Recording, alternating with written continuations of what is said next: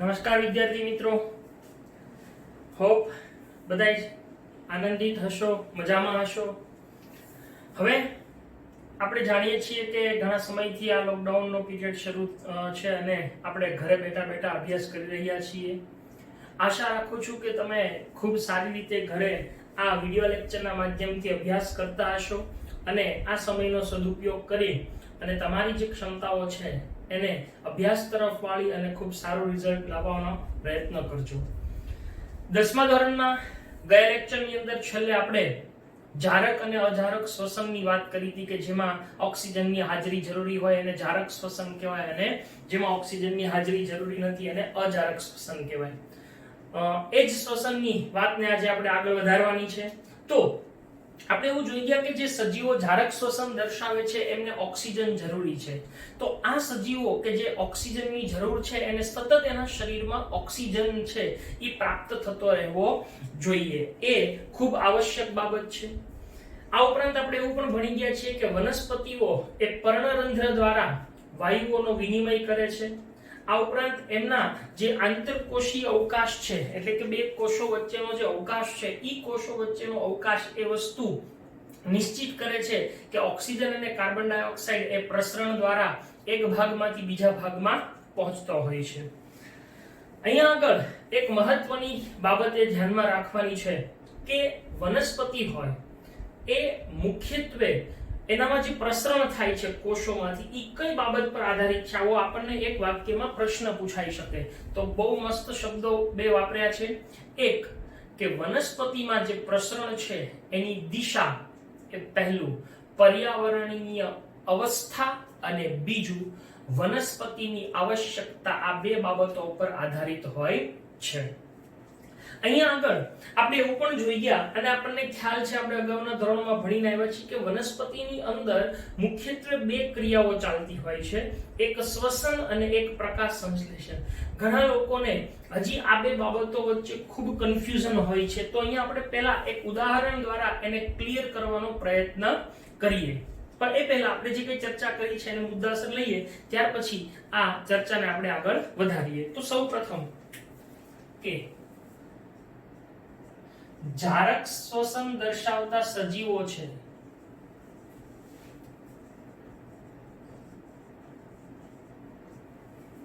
એને પર્યાપ્ત માત્રામાં ઓક્સિજન છે એ મળતો રહે તે ખૂબ આવશ્યક છે.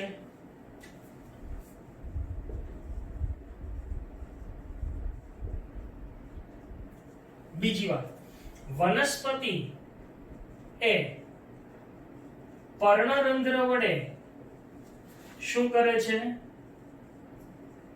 વાયુઓની આપ-લે કરે છે. અહીંયા આગળ જે બે કોષો વચ્ચેનો આંતરકોષીય અવકાશ એ બાબતને સ્પષ્ટ કરે છે કે વાયુ વિનિમય એ પ્રસરણ દ્વારા થાય છે અને દરેક ઓક્સિજન અને કાર્બન ડાયોક્સાઇડની આપ-લે યોગ્ય રીતે થઈ શકે છે. હવે સૌથી મહત્વની બાબત જે મેં તમને કીધું કે એક વાક્યમાં પૂછાઈ શકે કે આ પ્રસરણની દિશા એ કઈ બે બાબતો પર આધાર રાખે છે? તો કે પ્રસરણની દિશા એ મુખ્યત્વે બે બાબતો પર આધાર રાખે છે. એક કે પર્યાવરણની અવસ્થા અને બીજું વનસ્પતિની આવશ્યકતા પર આધારિત છે. હવે અહીંયા પર્યાવરણની અવસ્થા એટલે કે આ વનસ્પતિ ખાસ કરીને કયા પર્યાવરણમાં છે? એટલે કે ઈ રણનિવાસી છે, જળ પાણીમાં વસવાટ કરે છે કે સ્થળચર છે એટલે કે જમીન ઉપરની છે? તો આવી પર્યાવરણની અવસ્થા ઉપર આ પ્રસરણનો આધારિત છે. અને બીજું કે વનસ્પતિની આવશ્યકતા કે એ વનસ્પતિને કેટલી માત્રામાં આની આવશ્યકતા છે એ બે બાબતો પર આ પ્રસરણની દિશા આધાર રાખે છે. બીજું તમને એક વસ્તુ કહી દઉં કે આપણી અંદર જેમ સંયુક્ત શ્વસન થાય છે, બધા અંગો સાથે શ્વસન કરે છે, જ્યારે વનસ્પતિની અંદર આ બાબતો થોડીક ભિન્ન હોય છે. વનસ્પતિની અંદર જે મુખ્ય 3 અંગો છે, મૂળ, પ્રકાંડ અને પર્ણ, એ પોતપોતાની રીતે સ્વતંત્ર શ્વસનની ક્રિયા દર્શાવતા હોય છે. એટલે કે વનસ્પતિના 3 અંગો સ્વતંત્ર શ્વસન દર્શાવતા હોય છે.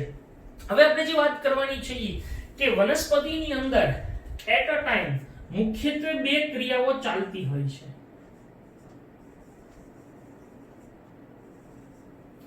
વનસ્પતિની અંદર એક ક્રિયા ચાલે છે શ્વસન અને બીજી ક્રિયા ચાલે છે પ્રકાશ સંશ્લેષણ. હવે બીજી વાત કે આ શ્વસન છે એ બંને સમયગાળામાં એટલે કે દિવસ અને રાત્રિ દરમિયાન ચાલતી હોય છે. જ્યારે પ્રકાશ સંશ્લેષણની ક્રિયા ફક્ત ક્યારે ચાલે છે? દિવસ દરમિયાન જ ચાલે છે, રાત્રે થતી નથી.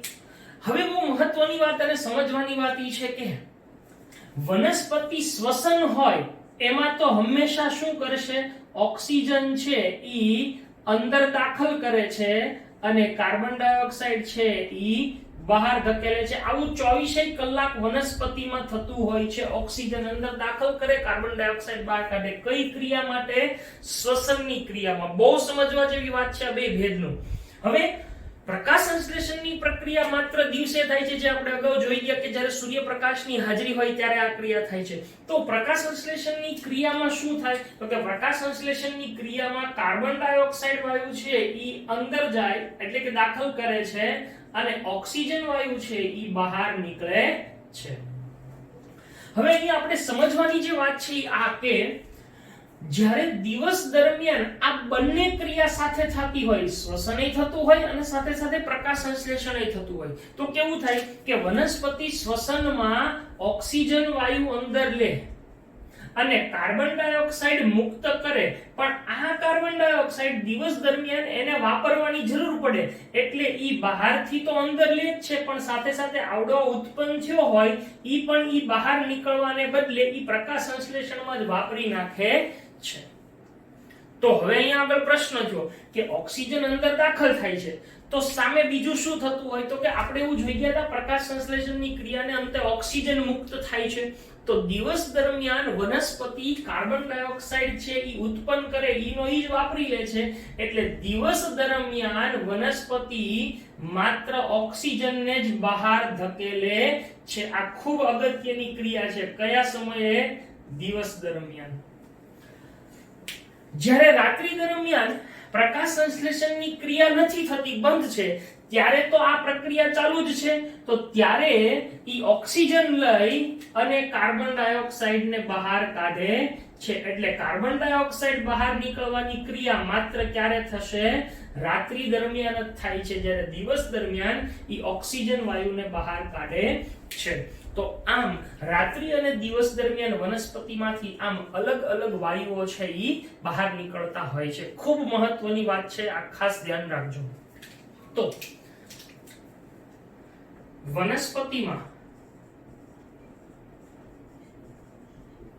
બે વસ્તુ હું શોર્ટમાં લખીશ કે રાત્રિ અને દિવસ આ દરમિયાન, રાત્રિ દરમિયાન કયો વાયુ બહાર નીકળે છે? કાર્બન ડાયોક્સાઇડ નું બહાર નીકળવું એ મુખ્ય ઘટના છે. જ્યારે દિવસ દરમિયાન ઓક્સિજન નું બહાર નીકળવું એ મુખ્ય ઘટના બને છે. આ ઉપરાંત આપણે એવું જાણીએ છીએ કે પ્રાણીઓ છે એ તો વિવિધ પ્રકારે શ્વસન અંગો ધરાવે છે અને વિવિધ પ્રકારે શ્વસનની ક્રિયા દર્શાવે છે. આપણે જાણીએ છીએ કે મુખ્યત્વે સ્થળચર અને જળચર પ્રાણીઓ એ વિવિધ રીતે ઓક્સિજન મેળવતા હોય છે. સ્વાભાવિક રીતે આપણે લખીએ કે જે પ્રાણીઓ છે એમાં સ્થળચર અને જળચર બે છે. તો સ્થળચર પ્રાણીઓ ક્યાંથી ઓક્સિજન મેળવે? તો કે સ્થળચર પ્રાણીઓ છે ઈ વાતાવરણમાંથી ઓક્સિજન મેળવે છે, જ્યારે જળચર પ્રાણીઓ એ પાણીમાં દ્રાવ્ય ઓક્સિજન મેળવે છે.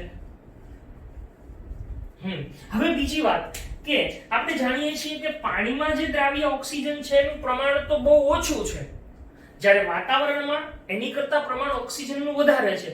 એટલે અહીંયા આગળ જે જળચર પ્રાણીઓ છે એ સ્થળચર પ્રાણીઓ કરતા વધારે ઝડપથી શ્વસન દર્શાવે છે, એટલે કે એનો શ્વસન દર એ સ્થળચર પ્રાણીઓની તુલનામાં વધારે હોય છે, કારણ કે પાણીમાં દ્રાવ્ય ઓક્સિજનની માત્રા ઓછી હોય છે. એટલે આ પણ આપણને પ્રશ્ન સ્વરૂપે પૂછી શકે છે.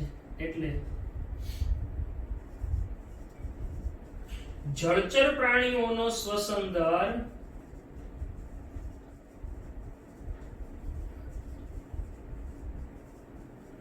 સ્થળચર પ્રાણીઓ કરતા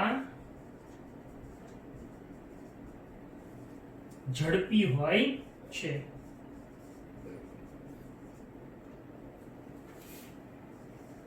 શું કામની કારણ મેં તમને સમજાવ્યું. તો આ રીતે વનસ્પતિમાં શ્વસન છે એ થતું જોવા મળે છે અને પ્રાણીઓમાં શ્વસન છે એ થતું જોવા મળે છે. પ્રાણીઓ એ શ્વસન ક્રિયા માટે વિવિધ પ્રકારના અંગો ધરાવે છે, વિશિષ્ટ પ્રકારના અંગો ધરાવે છે. આવા અંગોને શ્વસન અંગો તરીકે ઓળખવામાં આવે છે. જુદા જુદા પ્રાણીઓમાં શ્વસન અંગો જુદા જુદા હોય છે, જે આપણે હમણાં અહીંયા લિસ્ટ બનાવશું, તૈયાર કરશું અને એ પણ તમારે પાકું કરવાનું છે. પરંતુ બધા અંગો, ભલે બધા સજીવો અલગ અલગ અંગ દ્વારા શ્વસન કરતા હોય, પરંતુ બધા જ અંગોમાં એક વસ્તુ કોમન હોવી જોઈએ, સમાનતા હોવી જોઈએ કે આ જે શ્વસન અંગો છે એ યોગ્ય રીતે ઓક્સિજન અને કાર્બન ડાયોક્સાઇડનો વિનિમય કરી શકે એવી ખૂબ વધારે ક્ષેત્રફળ ધરાવતી સપાટી ધરાવતા હોવા જોઈએ. એટલે બધા જ જે શ્વસન અંગો છે એમાં આ વસ્તુ કોમન છે કે આ શ્વસન અંગો એ આવી વિશિષ્ટતા ધરાવે છે, એની ક્ષેત્રફળ એનું ખૂબ વધારે હોય છે. બીજું કે આ જે શ્વસનની સપાટી છે એ મુખ્યત્વે ભીની હોય, ચીકણી હોય, વાતાવરણના સીધા સંપર્કમાં આવે એવી હોવી જોઈએ, પુષ્કળ રુધિર કેશિકા યુક્ત હોવી જોઈએ. આવી બધી લાક્ષણિકતાઓ આ શ્વસન સપાટીની હોવી જોઈએ. બીજું કે આ શ્વસન સપાટી ખૂબ નાજુક હોય, પાતળી હોય, એટલે એનું રક્ષણ થઈ શકવું જોઈએ ને એટલા માટે આ જે સપાટી છે એ સામાન્ય રીતે શરીરની અંદરના ભાગમાં રક્ષણ પામેલી હોય છે. તો આપણે જે ચર્ચા કર્યા એ કે વિવિધ પ્રાણીઓમાં શ્વસન અંગ છે ઈ જુદા જુદા હોય, પરંતુ એની રચનામાં મોટા ભાગે શું જોવા મળે છે? સામ્યતા જોવા મળે છે. કઈ સામ્યતા? તો કે ઈ વધુ ક્ષેત્રફળ ધરાવતી સપાટી ધરાવે છે. બીજી વાત કે જે આપણે ચર્ચા કરી કે સામાન્ય રીતે આ જે શ્વસન સપાટી છે એ કેવી હોવી જોઈએ? તો એની લાક્ષણિકતા શું છે? તો શ્વસન સપાટીની લાક્ષણિકતા એ ભીની હોય, ચીકણી હોય, વાતાવરણના સીધા સંપર્કમાં રહે તેવી હોય, નાજુક હોય, પાતળી હોય અને પુષ્કળ રુધિર કેશિકા યુક્ત હોય છે. આવી બધી લાક્ષણિકતાઓ ધરાવતી હોય છે. હવે આપણે જોઈએ કે જુદા જુદા સજીવોમાં શ્વસન અંગ કયા કયા હોય, પ્રાણીઓમાં ખાસ કરીને. તો અહીંયા આપણે લખીએ છીએ પ્રાણીઓ અને અહીંયા આગળ એના શ્વસન અંગ. પહેલું, અમીબા અને પેરામીશિયમ જેવા એકકોષીય પ્રાણીઓ છે. એક સીધી શરીરની સપાટી અથવા તો જેને આપણે કોષીય કલા કહીએ છીએ એના દ્વારા જ સીધી વાયુઓની આપ-લે કરી શકે છે. એટલે એનામાં શ્વસન અંગ તરીકે કોષીય કલા અથવા તો આને આપણે બાહ્ય આવરણ, શરીરનું બહારનું આવરણ કહીએ, જેને આપણે કોષરસ પટલ કહીએ. એટલે અમીબા અને પેરામીશિયમ એ શરીરની સપાટી અથવા કોષીય કલા દ્વારા શ્વસન દર્શાવે છે.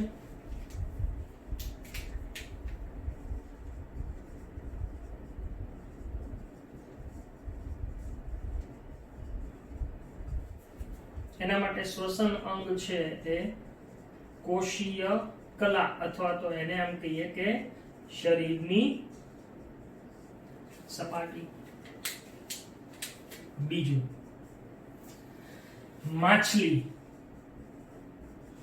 તો આપણે જાણીએ છીએ કે માછલીનું શ્વસન અંગ શું છે? ઝાલર. હવે મારે અહીંયા એ ચર્ચા પણ કરવી છે કે જે જળચર પ્રાણીઓ છે એ પાણીમાં દ્રાવ્ય ઓક્સિજનનો ઉપયોગ કરે, જેમ કે માછલી. તો માછલી છે એ શું કરશે? તમે જાણતા હશો, ઘણીવાર માછલીનું જો તમે માછલી ઘરમાં અવલોકન કરશો તો જોવા મળશે કે મુખને સતત ખોલ્યા રાખે છે. એટલે કે આ જે માછલીઓ હોય એ મુખ દ્વારા પાણીને શરીરમાં દાખલ કરે છે અને એના અહીંયા જે ગળાના ભાગમાં જે ઝાલર હોય એ ઝાલરમાંથી પાણી બહાર નીકળે. તો ઈ બેની વચ્ચે આપણે એક આકૃતિ દ્વારા સમજૂતી મેળવવાનો પ્રયત્ન કરીએ કે આ મુખ છે, ધારો કે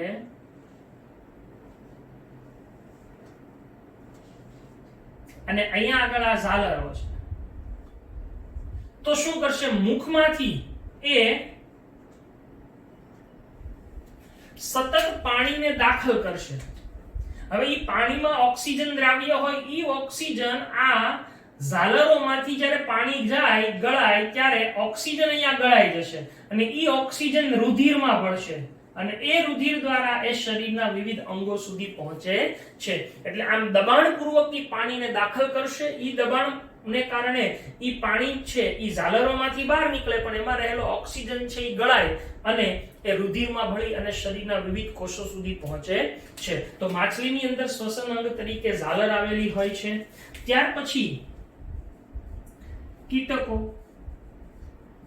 કીટકોમાં તીડ, માખી, આ મચ્છર, વંદો, આ બધાની અંદર શ્વસન અંગ તરીકે હોય છે શાખિત શ્વસન નલિકા. શાખિત શ્વસન નલિકા આવેલી હોય છે. જ્યારે અળસિયું છે એ ત્વચા દ્વારા શ્વસન કરે છે, એટલે કે અળસિયામાં શ્વસન અંગ તરીકે શું આવેલું હોય છે? ત્વચા આવેલી હોય છે.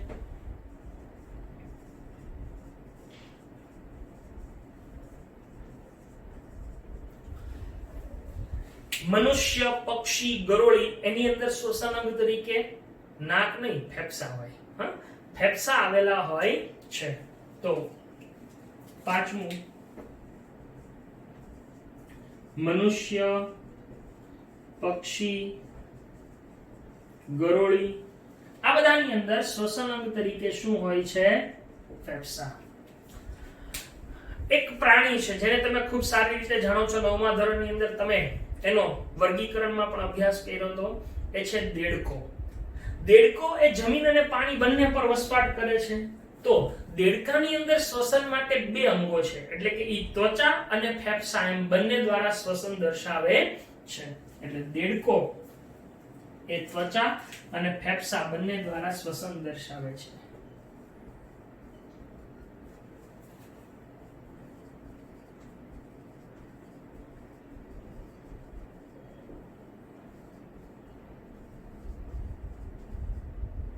તો આમ જુદા જુદા પ્રાણીઓમાં શ્વસન માટે જુદા જુદા અંગો આવેલા હોય છે.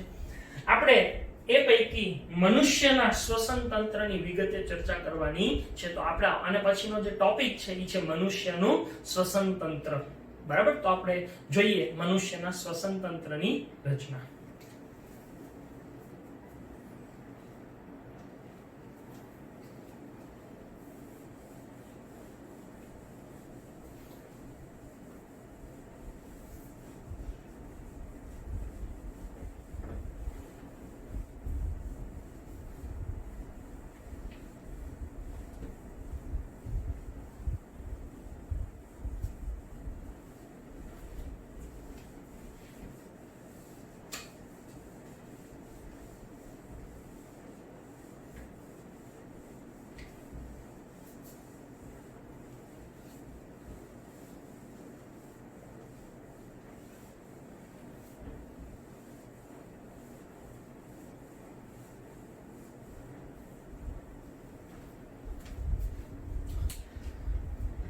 જોઈએ મનુષ્યનું શ્વસન તંત્ર.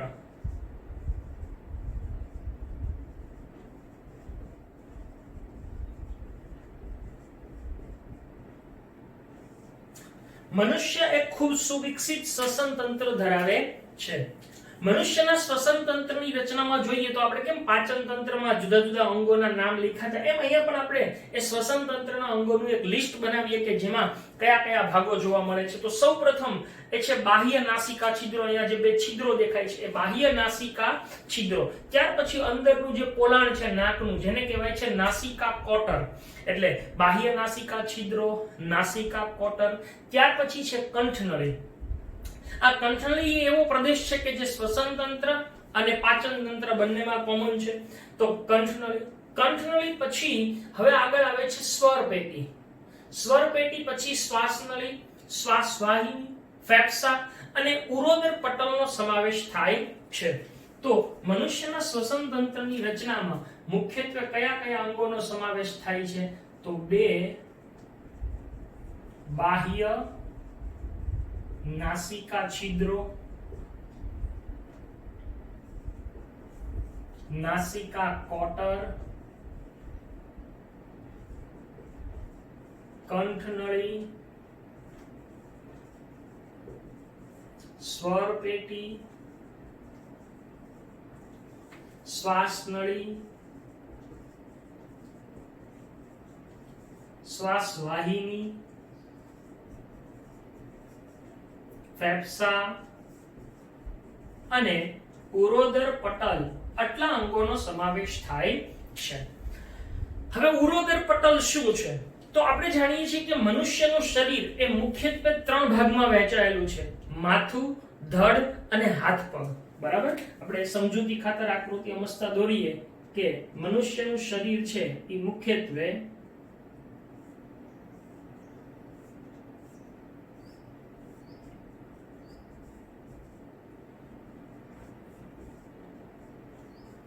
3 ભાગમાં વહેંચાયેલું છે. એક આ માથું, 2 ધડ અને 3 આ હાથ પગ. બરાબર છે? ઓકે, આમ 3 ભાગમાં વહેંચાયેલું છે. હવે એ પૈકી જે ધડ છે એ ધડ મુખ્યત્વે 2 ભાગમાં વહેંચાયેલું. ધડમાં ઉપરનો ભાગને ઉરસ કહેવાય અને નીચેનો ભાગને ઉદર કહેવાય. હવે આ ઉરસ અને ઉદર ઈ બંનેને છૂટો પાડતો એક અહીંયા પડદો વચ્ચે હોય, અહીંયા આવી રીતે.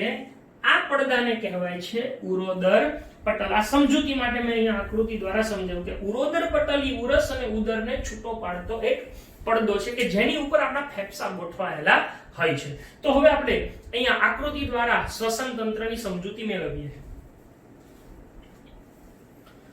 મનુષ્યનું શ્વસન તંત્ર.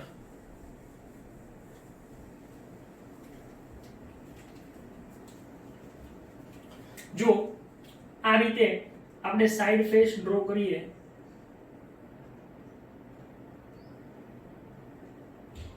બરાબર?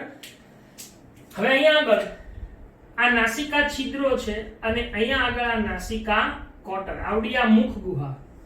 હવે આ પોલાણ અહીંયા એકબીજાની સાથે મળતું હોય છે, બરાબર? આ રીતે.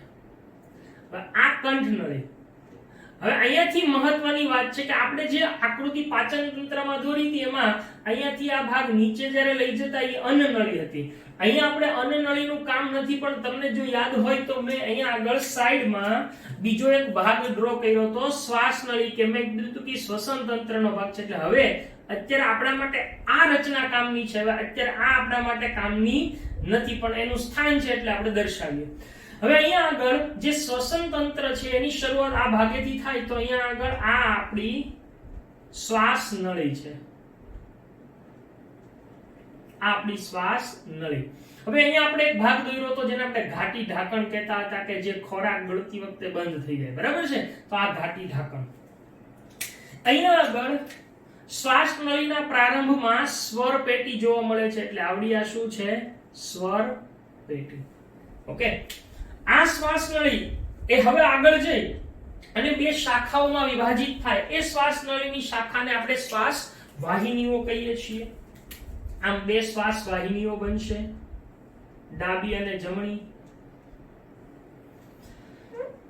બીજી એક વાત તમને કહી દઉં કે આપણા બંને જે ફેફસા છે એ એક સરખા કદના નથી હોતા. આપણું જે ડાબું ફેફસું હોય, ડાબી બાજુનું ફેફસું હોય એ થોડું નાનું હોય, કારણ કે અહીંયા બે ફેફસાની વચ્ચે આપણું હૃદય હોય અને આ હૃદય છે એ સહેજ ડાબી તરફ ઢળેલું હોય, એટલે જેટલી જગ્યા આ હૃદય રોકી લે એટલા ભાગમાં ફેફસું થોડું કદમાં નાનું હોય છે, એટલે આપણું ડાબું ફેફસું એ થોડું કદમાં નાનું હોય છે. તો આ આપણું ફેફસું, અહીંયા બંને ફેફસા આપણે દોરીએ છીએ.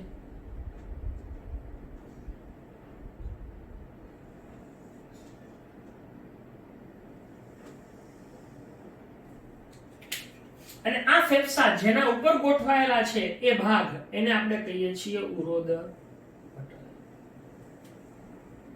આ ઉરોદર પટલ, એની ઉપર આપણા ફેફસા ગોઠવાયેલા હોય છે. બરાબર.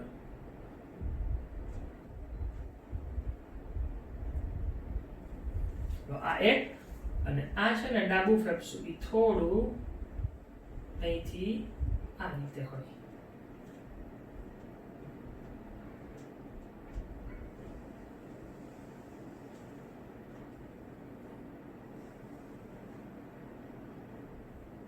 બરાબર.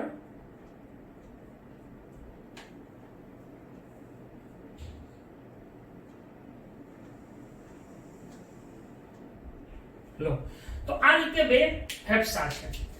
હવે આ જે શ્વાસ વાહિનીઓ છે એ શ્વાસ વાહિનીઓ જેવી ફેફસામાં દાખલ થાય છે એટલે એ ફરીથી સૂક્ષ્મ શાખાઓમાં આની અંદર વિભાજિત થાય.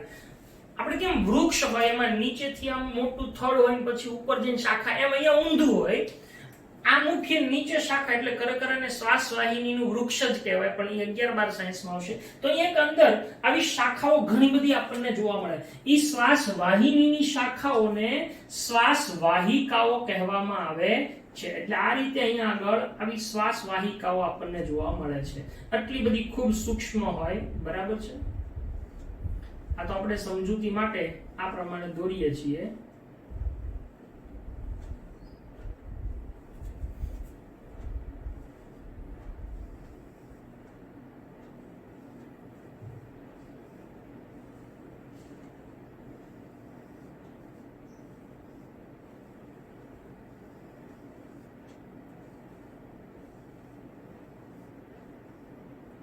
બરાબર. આવી સૂક્ષ્મ શાખાઓ હોય. હવે અહીંયા આગળ ખૂબ અગત્યની વાત ઈ છે કે આ આપણી જે આખી શ્વાસ નળી, શ્વાસ વાહિની અને શ્વાસ વાહિકાઓ છે એ સૂક્ષ્મ કાસ્થિમય કડી વડે, સી આકારની કાસ્થિમય કડી વડે ઘેરાયેલી રચના હોય છે. આવી રીતે.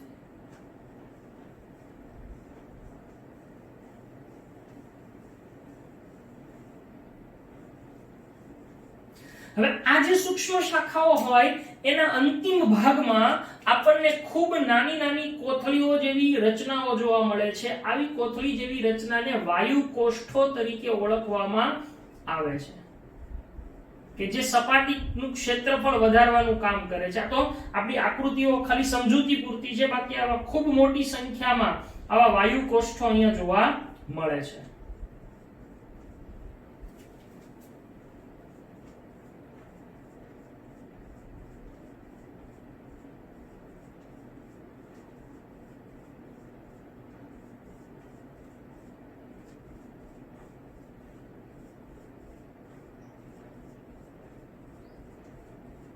લો, આ આખા વાયુ કોષ્ઠો. અને આ જે સૂક્ષ્મ શાખાઓ છે ત્યાં સુધી આ કાસ્થીની બનેલી એક કડીઓ જેવી રચના છે કે જે શ્વાસ નળીને સંકોચાતી અટકાવે છે. આવી કડીઓ દ્વારા આધાર પામેલી રચના છે.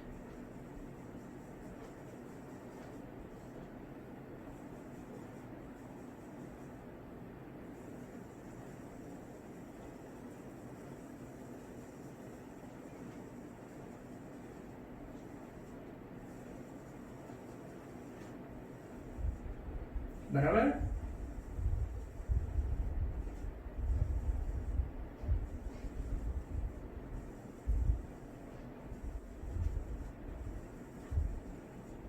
ઓકે, તો આ આખી શ્વસન તંત્રની રચના તૈયાર થઈ.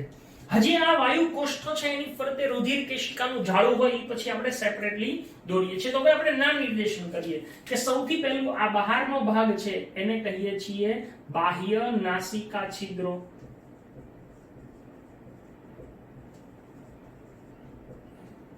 આ ભાગ છે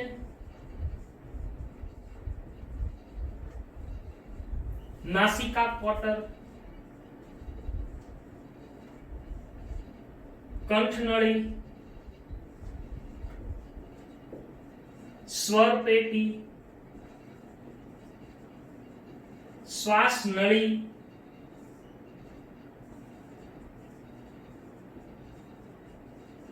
શ્વાસ વાહિની, ફેફસા, ઉરોદર પટલ. હવે એની સિવાયના બીજા નામ છે હું અલગ પેનથી લખું છું. એક આ ઘાટી ઢાંકણ, બે આ સૂક્ષ્મ શાખાઓ ઈ શ્વાસ વાહિકાઓ, અને એને અંતે આવેલા આવડા વાયુ કોષ્ઠો. તો આ રીતે મનુષ્યનું શ્વસન તંત્ર જોવા મળે છે. મનુષ્યના શ્વસન તંત્રની રચનામાં જે બાહ્ય નાસિકા છિદ્રો છે એના મારફતે ઓક્સિજન યુક્ત હવા એ શરીરમાં દાખલ થાય છે. કારણ કે હવા અવર જવરનો માર્ગ છે એ ખૂબ અગત્યનો છે. તો બાહ્ય નાસિકા છિદ્રો મારફતે ઓક્સિજન યુક્ત હવા નાસિકા કોટરમાં પ્રવેશે છે. આ નાસિકા કોટર એનું અંદરનું જે વાતાવરણ હોય, હૂંફાળું હોય, કેશયુક્ત હોય, ભેજયુક્ત હોય, કે જે હવા સાથે પ્રવેશેલા ધૂળના રજકણો કે બેક્ટેરિયા હોય એને રોકી અને એને શ્વાસમાં જતા અટકાવવાનું કાર્ય કરે છે. આમ હવાને ગાળવાનું કાર્ય એ ક્યાં થાય છે? નાસિકા કોટરની અંદર થાય છે. આ નાસિકા કોટરમાં ગળાયેલી હવા એ હવે કંઠનળી મારફતે એટલે કે ગ્રીવા મારફતે અહીંયા ગ્રીવામાંથી કંઠનળી એટલે ગળાના ભાગે થઈ અને એ સ્વર પેટીમાંથી શ્વાસ નળીમાં દાખલ થાય છે. આપણે અહીંયા જાણીએ છીએ, અગાઉ ભણી ગયા છીએ કે ઘાટી ઢાંકણનું મુખ્ય કાર્ય શું છે. તો આ જે શ્વાસ નળી છે ને એની શરૂઆતમાં અહીંયા પ્રારંભમાં આવેલો હોય શ્વાસ દ્વાર. અહીંયા આગળ શું આવેલો હોય છે? શ્વાસ દ્વાર. ઈ શ્વાસ દ્વારને ઢાંકવાનું કામ કોણ કરે? ઘાટી ઢાંકણ. ક્યારે? જ્યારે આપણે ખોરાક ગળીએ છીએ ત્યારે. જ્યારે ખોરાક અહીંથી આવશે એટલે આના ઉપરથી પડશે એટલે આ ઘાટી ઢાંકણ છે આને બંધ કરી દેશે એટલે ખોરાક સીધો અન્નનળીમાં દાખલ થાય. આપણે જાણીએ છીએ ઘણી વખત આપણે જમતી વખતે બોલતા હોઈએ અથવા ઉતાવળે જમવા જઈએ છીએ ત્યારે ખોરાક છે એ બરાબર અંદર શ્વાસનળીમાં અન્નનળીની બદલે જો શ્વાસનળીમાં દાખલ થાય તો આપણને અંતરાશ આવે છે. તો એ અંતરાશ આવવાનું કારણ મુખ્યત્વે ખોરાક છે એ અન્નનળીની બદલે શ્વાસનળીમાં જતો રહે છે ત્યારે એ શ્વાસનળીમાંથી બહાર નીકળે છે, જેને આપણે અંતરાશ કહીએ છીએ. તો આમ ઘાટી ઢાંકણ એ શ્વાસ દ્વારને ઢાંકવાનું કામ કરે છે. એ ક્ષણિક હોય, માત્ર ખોરાક જાય એટલી સમય જ પછી તરત જ પાછો એ ખુલી જાય, નહીંતર તો શ્વાસ ન લઈ શકાય. બરાબર ને? હા. હવે આ જે શ્વાસમાં હવા આવી છે ઈ હવે કંઠ શ્વાસ નળી મારફતે એ શ્વાસ વાહિનીમાં થઈ અને શ્વાસ વાહિકાઓમાં થઈ એટલે કે ફેફસામાં દાખલ થાય છે. આ ફેફસાની અંદર જે શ્વાસ વાહિકાઓ હોય ઈ શ્વાસ વાહિકાઓના અંતિમ છેડે વાયુ કોષ્ઠો આવેલા હોય છે. એટલે આમ ઓક્સિજન યુક્ત હવા છેક વાયુ કોષ્ઠો સુધી પહોંચે છે. હવે આપણે આકૃતિ દ્વારા સમજીએ કે આ વાયુ કોષ્ઠ છે, એક જ વાયુ કોષ્ઠ. જો હું અહીંથી તમને આકૃતિમાં આ ભાગને બહાર કાઢીને બતાવું છું, આ એક વાયુ કોષ્ઠ છે. એના ફરતે આ સૂક્ષ્મ કાસ્થિની રચના છે અને આ આખી વાયુ કોષ્ઠોની રચના છે. સમજજો બરાબર.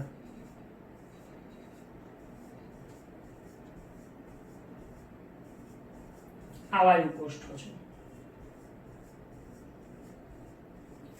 આ વાયુ કોષ્ઠો એ મુખ્યત્વે રુધિર કેશિકાના જાળા વડે ઘેરાયેલા હોય છે. એટલે કે આની ફરતે આ પ્રમાણે રુધિર કેશિકાનું જાળું હોય.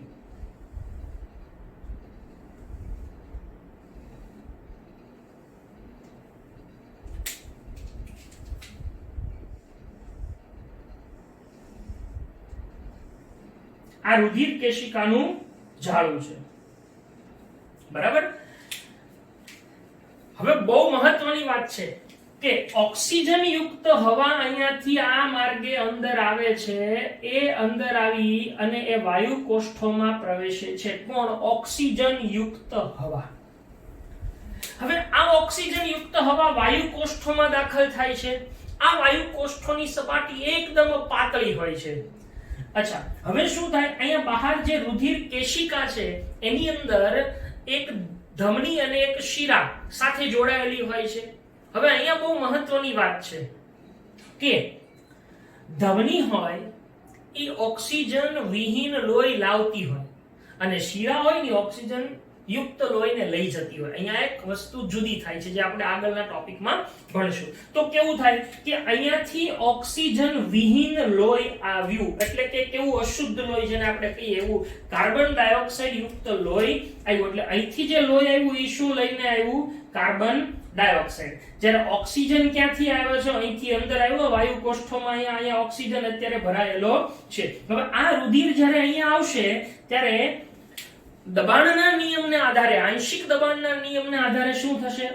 વાયુ કોષ્ઠોમાં રહેલો જે ઓક્સિજન હશે એ રુધિર કેશિકાની દિવાલ મારફતે રુધિર કેશિકામાં પ્રવેશશે અને રુધિર કેશિકામાં રહેલો કાર્બન ડાયોક્સાઇડ છે રુધિરમાં રહેલો એ વાયુ કોષ્ઠોમાં ઠલવાય. એટલે આમ બેયની ન્યા આપલે થાય છે. એટલે અહીંયા આગળ વાયુઓની આપલે થઈ ગઈ. કઈ જગ્યાએ? વાયુ કોષ્ઠોની સપાટીએ. હવે આ લોહી શુદ્ધ બની ગયું તો ઈ લોહી એ ઓક્સિજન યુક્ત લોહી હવે આ માર્ગે ઓક્સિજન છે એને લઈ જાય છે.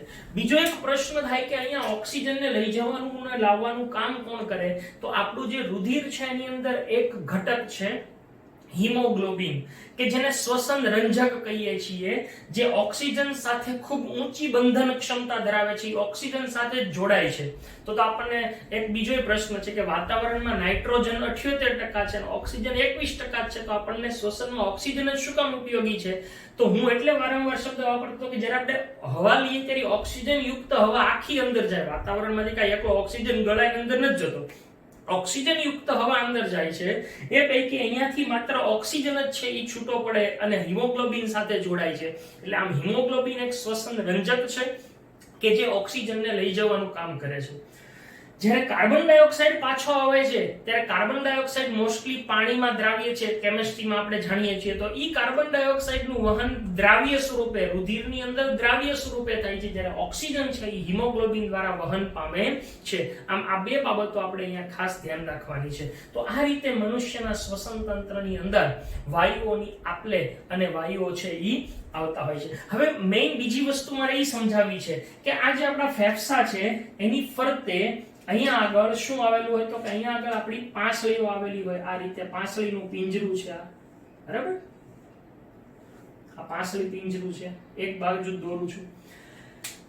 ઉરોદર પટલ અને પાંસળીઓ છે એમની જે રિધમિક એટલે કે એમનું જે ગતિબદ્ધ જે લયબદ્ધ સંકોચન અને વિસ્તરણ છે એના પરિણામે ફેફસા છે એ ફૂલે છે. એટલે કે ફેફસા છે એના કદમાં વધારો અને ઘટાડો થાય છે. બહુ મસ્ત વસ્તુ સમજાવેલી છે કે જ્યારે આપણે શ્વાસ લઈએ ત્યારે શું થાય? તો કે શ્વાસ લઈએ છીએ ત્યારે આપણું જે છાતીનું પોલાણ હોય એ મોટું બને. કેવી રીતે? તો કે ત્યારે ઉરોદર પટલ નીચે આવે અને પાંસળી છે ઈ પાંસળી પિંજર છે એ મોટું બને છે. એટલે ઉરસનું પોલાણ, છાતીનું પોલાણ ફૂલે, મોટું બને. એટલે અંદરનું જે હવાનું દબાણ હોય ને એ ઘટે. જ્યારે બહારની હવાનું દબાણ વધારે હોય એટલે વધુ દબાણથી ઓછા દબાણ તરફ હવા ખેંચાય આવે, જેને આપણે શ્વાસ કહીએ છીએ. એટલે શ્વાસ લઈએ ત્યારે શું થાય? તો કે ઉરોદર પટલ નીચે આવે, પાંસળી છે ઈ પાંસળીઓના સ્નાયુઓ છે ઈ એટલે કે પાંસળી પિંજર મોટું બને છે, ઉરસીય ગુહા, વક્ષ ગુહા મોટી બને છે, જેથી વાતાવરણમાંથી ઓક્સિજન યુક્ત હવા ફેફસામાં ધકેલાય છે. ક્યાં સુધી ધકેલાય ખબર છે? જ્યાં સુધી બહારની અને અંદરની હવાનું દબાણ સમાન થઈ જાય ને ત્યાં સુધી.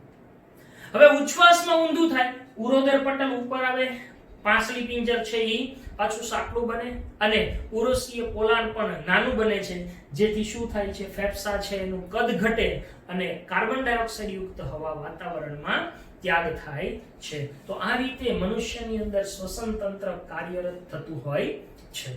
બરાબર? તો આકૃતિ આપણે દોરીએ છીએ. આમ તો એક વખત દોરશો એટલે આવડી જશે. હવે આપણે જે ચર્ચા કરી છે એને એક મુદ્દા સ્વરૂપે લખતા જઈએ. તો સૌપ્રથમ બાહ્ય નાસિકા છિદ્રો મારફતે શું થાય છે? ઓક્સિજન યુક્ત હવા એ ક્યાં પ્રવેશે છે? નાસિકા કોટરમાં પ્રવેશે છે. આ નાસિકા કોટરમાં શું થાય છે? તો કે હવા છે એનું ગાળણ થાય છે. શું કામ ગાળણ થાય એ કીધું એ કે ભેજયુક્ત, કેશયુક્ત અને શ્લેષ્મયુક્ત હોય એટલે એમાં ધૂળના રજકણો ને એવું બધું ચોંટી જાય છે. આ ઉપરાંત નાસિકા કોટરમાંથી એ હવા હવે કંઠનળી મારફતે, ગ્રીવા પ્રદેશમાંથી કંઠનળી મારફતે ક્યાં જાય છે? શ્વાસ નળીમાં પ્રવેશે છે. આ સમગ્ર રચના એ સી આકારના કાસ્થીમય વલયો જેવી રચના હોય છે, જેથી શ્વાસ નળીમાં હવા ન હોય છતાંય સંકોચાતી નથી. બરાબર, આ બહુ મહત્વની વાત છે. એટલે શ્વાસ નળી છે એ શેની બનેલી હોય છે? તો શ્વાસ નળી અને આખી જે રચના છે એ સી આકારની કાસ્થીમય વલય જેવી રચના છે. ઓકે, શ્વાસ નળી એ તેના તલ ભાગેથી, શ્વાસ નળી એ એના પ્રારંભમાં, આપણે પહેલા એ લખીએ કે શ્વાસ નળીના પ્રારંભમાં શું આવેલું હોય છે? સ્વર પેટી હોય છે. બરાબર, શ્વાસ નળી એ તેના તલ ભાગેથી શું થાય છે? બે શાખાઓમાં વહેંચાય છે. એ બે શાખાઓને શું કહીએ છીએ આપણે? શ્વાસ વાહિની કહીએ છીએ. એ શ્વાસ વાહિનીઓ શું કરે છે? તો કે પોતાની તરફ ના ફેફસામાં દાખલ થાય છે અને ફરીથી સૂક્ષ્મ શાખાઓમાં વિભાજિત થાય છે. આ સૂક્ષ્મ શાખાઓને શું કહીએ છીએ આપણે? શ્વાસ વાહિકાઓ કહીએ છીએ. એ શ્વાસ વાહિકાઓના અંતિમ છેડે શું આવેલા હોય છે? વાયુ કોષ્ઠો આવેલા હોય છે. આ વાયુ કોષ્ઠો એ કોના વડે ઘેરાયેલા હોય છે? રુધિર કેશિકાના જાળા વડે ઘેરાયેલા હોય છે. બરાબર, રુધિર કેશિકાના જાળા વડે ઘેરાયેલા હોય છે અને વાયુ વિનિમય કરવા માટે જવાબદાર છે. મનુષ્યમાં એક જોડ ફેફસા હોય છે. આ ફેફસા એ છાતીના પોલાણમાં, ઉરસ પ્રદેશમાં પાંસળી પિંજર વડે રક્ષાયેલા હોય છે. બરાબર, તો આ થઈ ગઈ શ્વસન તંત્રની રચના. પછી શ્વાસ ઉચ્છ્વાસ દરમિયાન શું થાય એ પણ આપણે ચર્ચા કરી ગયા. બીજી એક વાત અહીંયા બે વસ્તુ મારે લખવી છે કે જે શ્વસન રંજક છે ઈ કોણ છે? HB એટલે કે હિમોગ્લોબિન, જે શું કરે છે? ઓક્સિજનનું વહન કરે છે. અને જે કાર્બન ડાયોક્સાઇડ છે એનું વહન એ કયા સ્વરૂપે થાય છે? રુધિરમાં દ્રાવ્ય સ્વરૂપે થાય છે. ઓકે, લ્યો, તો આ સાથે અહીંયા શ્વસનનો ટોપિક પૂરો થાય છે. અહીંયા શ્વસન તંત્ર પૂરું થાય છે. Thank you.